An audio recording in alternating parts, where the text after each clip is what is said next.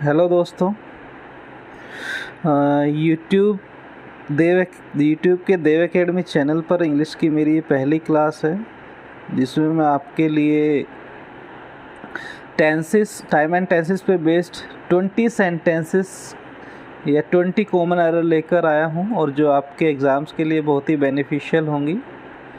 और उम्मीद करता हूँ कि आप अच्छे से स्टडी करेंगे। चलिए, टाइम वेस्ट ना करते हुए हम अपनी एक्सरसाइज या अपना डिस्कशन स्टार्ट करते हैं। लेते हैं पहला सेंटेंस।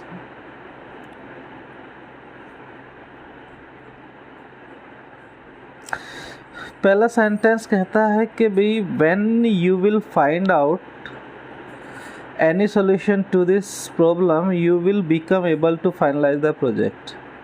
अब इसके लिए आपको करना क्या है, इसमें देखो आपका दो क्लोज हैं बेसिकली।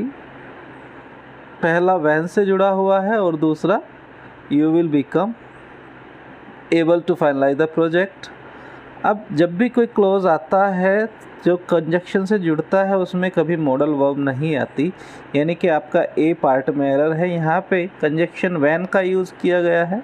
जनरली जो आपको एरर दी जाती है वो व्हेन की जगह if, until, unless, as soon as, in case, इस तरह के कंजक्शंस आपको दिए जाते हैं, जिसमें आपको मॉडल वर्ब दे दी जाती है। विल, जनरली विल दिया जाता है, वुड दे दिया जाता है, तो उसमें मॉडल वर्ब नहीं आती है।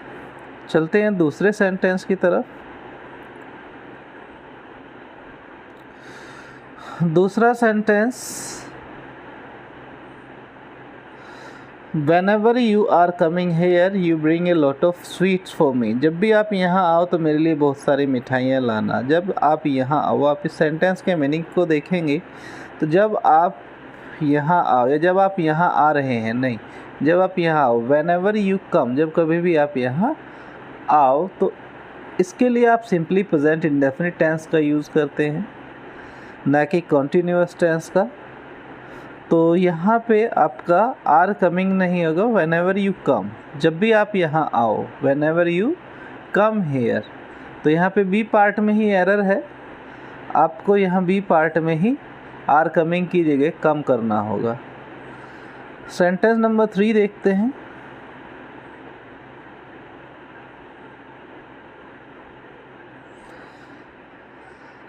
Sentence number 3, It is appearing to me that you are plotting against your friends and their parents। अब यहाँ देखते हैं, ये appearing जो वर्ड है ये वर्ब ऑफ सेंसेशन है। वर्ब ऑफ सेंसेशन मतलब हमारे जो सेंसेस हैं, सुनना, देखना, बोलना, फील करना, टच करना, तो ये आपकी सेंसेस हैं। इन पे बेस्ड जब आप सेंटेंस बनाते हैं, ये मेन वर्ब की तरह यूज़ किए जाते हैं इनकी ओरिजिनल सेंस में, तो इनका इंडेफिनिट टेंस में यूज़ किया जाता है, ना कि कॉन्टीन्यूअस टेंस में।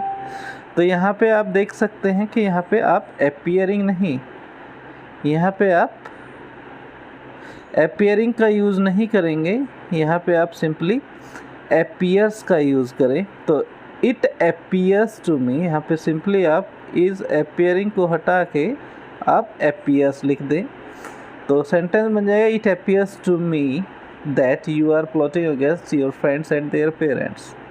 तो ये पार्ट में एरर है। चलते हैं सेंटेंस नंबर 4। सेंटेंस नंबर 4 आपका, the old man who is sitting in that room lived here for more than a month but he has never created any problem. यहाँ पे आप ध्यान से अगर देखेंगे तो यहाँ पे for more than a month, यानी कि सिंस और फोर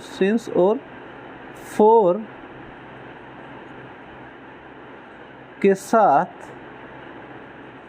सिंस और फोर के साथ जब भी आपको टाइम दिया जाए तो वो सेंटेंस आपका बेसिकली परफेक्ट या परफेक्ट कॉन्टीन्यूअस टेंस में जाता है, इंडेफिनिट में नहीं है। लिव्ड की बात करें या पास्ट इंडेफिनिट का यूज़ किया गया है, तो 4 है, इसलिए यहाँ पे पास्ट परफेक्ट का यूज़ आप कीजिए।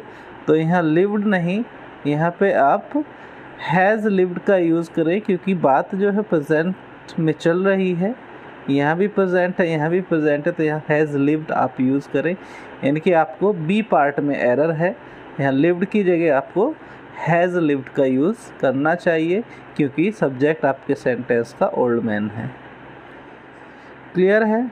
मैं समझता हूँ आपको बातें समझ में आ रही हैं, और जितनी बातें मैं आपको बता रहा हूँ उनसे जितने भी इम्पोर्टेंट पॉइंट्स आपको लगते हैं उनको नोट करते रहिए। और अगर अभी तक हमारे चैनल को सब्सक्राइब नहीं किया है तो प्लीज़ सब्सक्राइब कर दीजिए। आपके लिए, आपके एग्ज़ाम्स के लिए बहुत ही बेनिफिशियल चीज़ें हैं, और अच्छे से डिस्क्राइब कर रहा हूँ मैं, बस उनके आप नोट्स बनाते रहिए। नेक्स्ट सेंटेंस पे चलते हैं। Sentence number 5।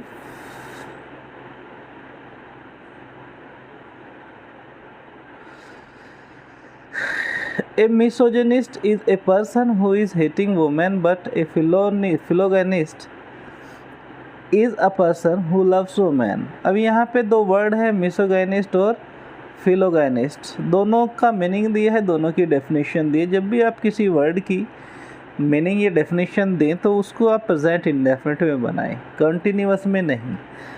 तो आपका यहीं अगर आप पहले ही क्लॉज को देखें, पहले पार्ट को देखें सेंटेंस के, कि misogynist is a person who is hating a woman, जो एक वोमैन को हेट कर रहा है। नहीं, जो वोमैन को हेट करता है, यानी कि हेटर ऑफ वोमैन कहलाता है मिसोगाइनिस्ट। तो बी पार्ट को आपको प्रेजेंट इंडेफिनिट में बनाना पड़ेगा, जिसमें आपको करना पड़ेगा who hates a woman, who hates woman. तो आपका बी पार्ट में यहाँ एरर है। चलते हैं छठे सेंटेंस की तरफ। सेंटेंस नंबर 6 कहता है, the secret of his good health lies in the fact that he is getting up before sunrise and has a 2 mile walk every morning. उसकी हेल्थ का जो सीक्रेट है वो इस बात में लाई करता है कि वह सुबह सूर्योदय से पहले उठ रहा है और 2 किलोमीटर की वॉक पे जाता है। अब यहाँ पे जब भी आप एक रिपीटेड एक्टिविटी की बात करें या एक हैबिचुअल एक्शन की बात करें, तो उस सेंटेंस को आप इंडेफिनिट में बनाते हैं। जैसे यहाँ पे he is getting up before sunrise, ये उसका डेली रूटीन है, रिपीटेड एक्शन है या हैबिट है, तो इसको आप कॉन्टीन्यूअस में ना बनाएं। कोई भी रिपीटेड एक्शन, हैबिचुअल एक्शन जो है प्रेजेंट इंडेफिनिट में बनाया जाता है, ना कि कॉन्टीन्यूअस में। तो यहाँ पे सी पार्ट में आपका एरर होगा। चलते हैं सेंटेंस नंबर 7। सेंटेंस नंबर 7 देखते हैं। सेंटेंस नंबर 7 कहता है कि भी nowadays he teaches physics because the teacher of physics has been absenting himself for a month. अब यहाँ पे नाउ ए डेज मतलब आजकल ही टीचेस फिजिक्स, वह आजकल फिजिक्स पढ़ाता है, बिकॉज जो टीचर हैं फिजिक्स के वो उन्होंने अपने आप को एब्सेंट किया गया है, एब्सेंट हैं 1 मंथ से। अब यहाँ पे देखें ए पार्ट को देखें। ए पार्ट में now A days he teaches physics, कारण क्या है? जो फिजिक्स के टीचर हैं वो एब्सेंट हैं। अब एब्सेंट है इसका मतलब ये अभी टेम्परेरी बेसिस पे पढ़ा रहे हैं, ना कि परमानेंट बेसिस पे। तो जब आपका काम टेम्परेरी बेसिस पे होता है तो उस पार्ट को आप प्रेजेंट कॉन्टीन्यूअस में बनाते हैं, उसको इंडेफिनिट में नहीं बनाते। यानी कि अभी पहले सेंटेंस में मैंने क्या बताया, जब भी आपका परमानेंट एक्टिविटी होगी, रिपीटेड एक्शन होगा और हैबिचुअल एक्शन होगा वो इंडेफिनिट में, बट एक टेम्परेरी एक्शन के लिए आप प्रेजेंट कॉन्टीन्यूअस का यूज़ करते हैं प्रेजेंट में। तो ए पार्ट में ही एरर है इस सेंटेंस के। सेंटेंस नंबर 8 देखते हैं। सेंटेंस नंबर 8 में he seems to be happy, वह खुश दिखता है because his parents had come from London to live with him. वह खुश दिखता है क्योंकि उसके पेरेंट्स जो हैं वो आए थे लंदन से उसके साथ रहने के लिए। अब आए थे रहने के लिए पहले और खुश है अब यहाँ पे टाइम का जो कोऑर्डिनेशन है वो सही नहीं बैठ रहा। पहला सेंटेंस जो है वो इंडेफिनिट में चल रहा है, तो मोस्ट प्रोबेबली नेक्स्ट पार्ट भी प्रेजेंट में ही रहेगा। अब इसीलिए चूँकि वो अब हैप्पी है तो हम यहीं से प्रेडिक्ट कर लेंगे कि वही उसके पेरेंट्स जो हैं वो अभी हाल फिलहाल में ही लंदन से लौटे हैं। तो ये जो पार्ट है दूसरा clause, his parents had come from London to live with him, इसको आप प्रेजेंट परफेक्ट में बनाएं, ना कि प्रेजेंट इंडेफिनिट में, सॉरी ना कि पास्ट परफेक्ट में। तो यहाँ पे आप हैड की जगह हैव कर लें, क्योंकि सेंटेंस का सब्जेक्ट जो है पेरेंट्स है और प्लूरल है, प्लूरल के साथ आप हैव का यूज़ करते हैं प्रेजेंट में।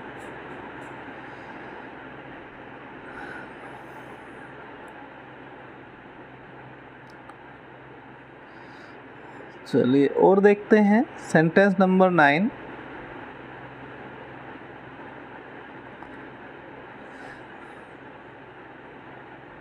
सेंटेंस नंबर 9 देखिए, it is high time you are starting this work my friend said to me.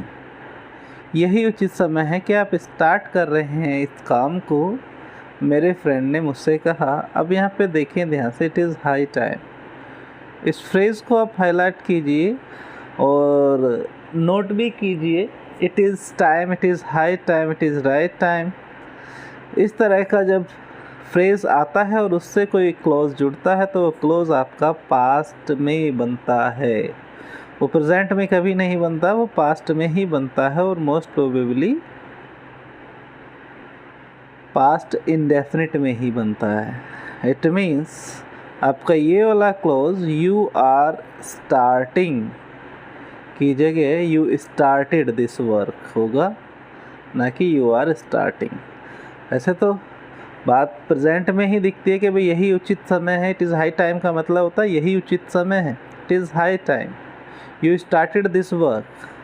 But ये क्लॉज जो है आपको पास्ट इंडेफिनिट में बनाना पड़ेगा, तो पार्ट बी में एरर है। नेक्स्ट सेंटेंस नंबर 10 देखते हैं। सेंटेंस नंबर 10 क्या कहता है, I have come to know, मुझे पता चला है, I have come to know मुझे पता चला। कम टू नो एक फ्रेज़ है जिसका मतलब होता है पता चलना, नॉलेज होना। That your father has died last week. अब यहाँ पे ध्यान से देखें, father has died last week, और इसमें भी देखें लास्ट वीक। तो जब भी आपका किसी टेंस में, किसी सेंटेंस में पास्ट का टाइम आ जाता है, पास्ट को डिनोट करने वाला time, last week, last month, last year, yesterday, last night, 2 days ago, before, इस तरह से कोई भी पास्ट को डिनोट करने वाला टाइम आ जाता है तो वह आपका पार्ट या सेंटेंस या क्लॉज पास्ट इंडेफिनिट में ही बनता है, ना कि प्रेजेंट परफेक्ट या पास्ट परफेक्ट। तो आप देख सकते हैं यू फादर हैज़ डाइड नहीं, सिर्फ फादर डाइड होगा यहाँ पे, यानी कि आपका ये हैज़ का यूज़ गलत है। तो सिंपली आपका सेंटेंस हैज़ को हटाने के बाद सही हो जाएगा, पास्ट इंडेफिनिट में कन्वर्ट हो जाएगा। तो पार्ट सी में एरर है। नेक्स्ट देखते हैं सेंटेंस नंबर 11।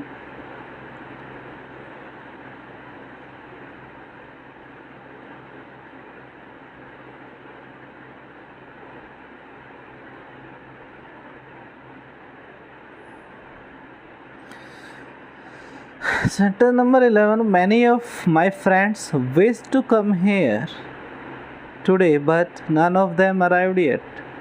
मेरे बहुत सारे फ्रेंड्स की इच्छा थी यहाँ आने की, लेकिन उनमें से कोई भी यहाँ नहीं पहुँचा है। अब यहाँ पे आप दूसरे क्लॉज पे ध्यान दें, none of them arrived yet। ये जो yet वर्ड है ये निश्चित है कि जब भी आपका ये आएगा किसी भी सेंटेंस में तो वो पास्ट, वो प्रेजेंट परफेक्ट में ही होगा, यानी कि हैज़ है प्लस थर्ड फॉर्म की फॉर्म में होगा। इट मीन्स आपका ये sentence none of them has arrived yet होगा, यानी कि यहाँ पे अराइव्ड से पहले अराइव्ड से पहले आप हैज़ का यूज़ और कर देंगे। तो पार्ट डी में एरर है, आप ध्यान से देख लें। नेक्स्ट नंबर 12, सेंटेंस नंबर 12 देखिए।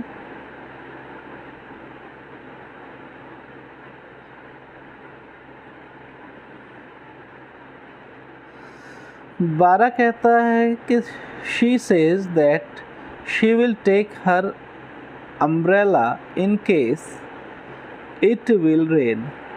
अब मैंने पहले ही सेंटेंस में या पहले ही क्वेश्चन में बताया था कि भाई जब कोई क्लोज किसी कंजक्शन से जुड़ता है, वहाँ पे वैन था, उसमें मॉडल वर्ब नहीं आती, तो वो बेसिकली या तो प्रेजेंट इंडेफिनिट में होता है, पास्ट इंडेफिनिट में, पास्ट परफेक्ट में होता है वो क्लोज जिसमें कोई कंजक्शन जुड़ा होता है या कंजक्शन से जुड़ा हुआ close present indefinite, past indefinite या पास्ट परफेक्ट में बनाया जाता है। तो जब भी इन केस जैसे conjunctions, until unless, if, when जैसे कंजक्शंस किसी क्लोज में जुड़ते हैं तो वो क्लोज आपका मॉडल वर्ब बियर नहीं करता। तो आपका इट विल रेन की जगह आप इट रेन्स कर लें, क्योंकि जो सेंटेंस है वो प्रेजेंट में चल रहा है, वो प्रेजेंट में चल रहा है। चलिए नेक्स्ट देखते हैं, sentence number 13। I will let you know, मैं तुम्हें बताऊंगा, एज सुन एज। अब फिर एक कंजक्शन आया यहाँ पे, as soon as I get any information about your promotion. जैसे ही मुझे आपके प्रमोशन के बारे में जानकारी मिलती है मैं तुम्हें बताऊंगा। तो वही सेम बात यहाँ पे मॉडल वर्ब का यूज़ नहीं होगा, सिंपली आप मॉडल वर्ब हटाते ही आप इस सेंटेंस को करेक्ट कर लेंगे। तो सिंपली ये दूसरा क्लॉज जो है, as soon as I get any information में चेंज करते ही आप इस सेंटेंस को करेक्ट कर लेंगे, यानी कि आपके पार्ट बी में एरर है यहाँ पे। तो बात करते हैं नेक्स्ट सेंटेंस नंबर 14 की। सेंटेंस नंबर 14 कहता है व्हेन आई विल। अब फिर से वही बिल्कुल पहला सेंटेंस कंजक्शन वाले, व्हेन आई विल बी 30, जब मैं 30 का होऊंगा, most of my friend will be above 35, be sure, मेरे ज़्यादातर मित्र जो हैं 35 प्लस हो जाएंगे। तो अब वही बात है कि यहाँ पे फिर वही रिपीट हुई है बात कि यहाँ पे मॉडल वर्ब नहीं आएगी, तो आपका यहाँ पे सिंपली ए पार्ट में एरर हो जाएगा। नेक्स्ट सेंटेंस नंबर 25 या क्वेश्चन नंबर 15 हम देख रहे हैं। इसमें देखते हैं this is Indeed the first time. अब आप थोड़ा सा फोकस करें, it is the first time